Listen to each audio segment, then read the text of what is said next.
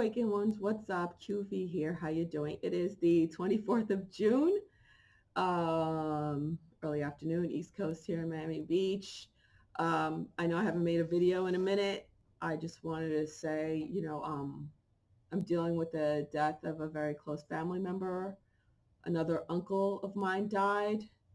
The one that died in March from COVID in New York City. He was my aunt's husband. Didn't like him too much. He was abusive towards her. But the uncle that passed away a couple of days ago, a few days ago, I was rather close with him. I grew up with him, and I helped take care of him. He was becoming senile and showing signs of early dementia. Physically wise, he was healthy.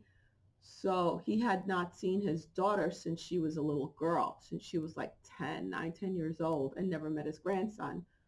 So I worked my butt off and got him to go back to Haiti. I even rented a house for them, paid their rent for a whole year, which is how it goes in the islands. So they could be together. And he was very happy to be back in Haiti. And the morning he died a few days ago, my sister was talking to her and was talking to them in Haiti. He wasn't feeling that well. He got up, had breakfast, said hello, went back to bed, and then when my cousin walked in to see how he was doing, he passed away. So it was that quick. Um, but and I knew that's why I worked so hard to get him to get back there. And I told my sisters, um, I even told my mom. I didn't tell her everything because, quite frankly, I was shown years ago when this whole ascension process started, the way it was going to go when it came to the way my relatives were going to pass, who was going to make it, who wasn't going to make it, how long it was going to take them to make it, details. Um, so I was already shown all that stuff, just like the NRVs. So it's like sitting there with my little check marks, literally checking off boxes going, oh, this happened. Okay, this happened. Okay, this happened. And seeing it coming to fruition, you'd think it'd be that easier. It is, because I guess if I didn't know, it would have been a bigger shock if we didn't already have the heads up, but it's still difficult. What's making it extremely difficult is that none of us can go to Haiti. The airport doesn't open until August, so that really sucks. So none of us can go. So that's the difficult part. And also the way my mother, who's a wretched narcissist, the way she's dealing with it, it's of course not about the person that died or his daughters or his grandson. It's about her. And do not cry in her presence, because you shouldn't be mourning because he died penniless, so he's worthless according to her, even though he's the one who cared for her after their father, well, the father died when they were very young. My grandfather was murdered by Fidel Castro's people.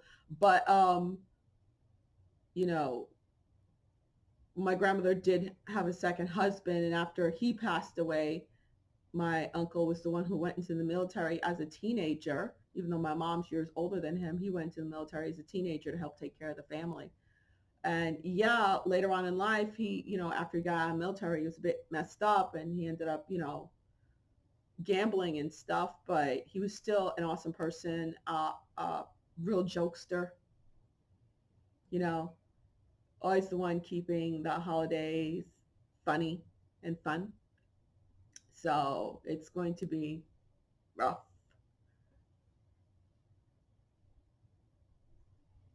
So thank you for the sympathy, the empathy, and the condolences. Appreciate it. And I realize all of us are going through this. We're all going to suffer many losses. 2020 to the end of 2021. So we got a year and a half to go of these major losses in our lives and separations. I know there's a few more going in my family, several more, and I know the order. So it's just about bracing myself for all this. And I suggest you all do the same.